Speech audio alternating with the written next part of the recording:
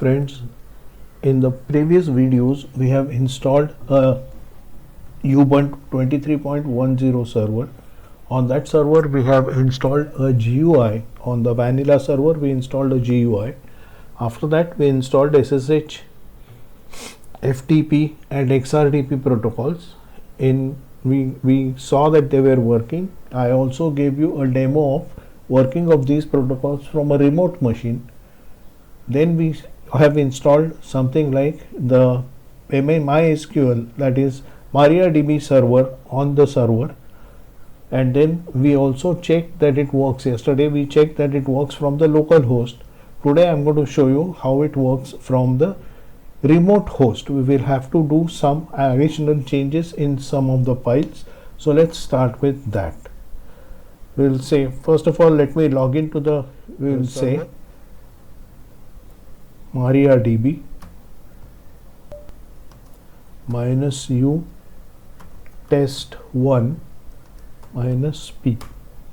We'll say one, the password was 123456. Well, I could connect. We'll quit from this. Okay, now I will go to my laptop's terminal here, and from here I will try to connect to the MariaDB server on the virtual server that we have installed. So I will say MariaDB -u test1 -p -h. The host is 192.168.0.120. Okay, we'll give the password 123456. It says can't connect to the server. So obviously the server is currently not listening to the interface. So we will have to do something about the server. Okay, so let us now edit a file called sudo /etc/mysql sudo vim conf.d, and here we'll say 50 server.cnf. We'll give password.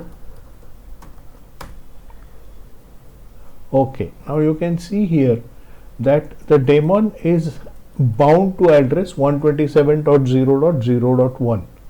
This is the local host's address. Now we don't want the server to be bound only to this address. We want it to be bound to all the addresses. So here we shall say 0.0.0.0. We'll save this, and then we shall say sudo systemctl MariaDB restart. So systemctl restart MariaDB. Well, the server has restarted. Now let's go back to this terminal and see if we can connect to the server. Okay, 1 2 3 4 5 6.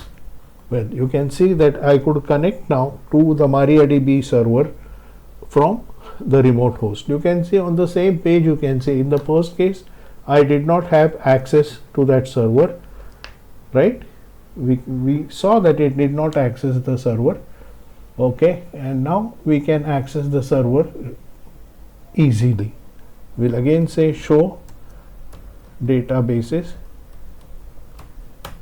You can see yesterday we had seen the same databases, information schema and test1, right? So this is how you can configure your MariaDB server to listen to all the networks, or your MariaDB server is now accessible to all the computers on the given network. Please like this video, please share this video, please subscribe to our channel Kelker's Linux World.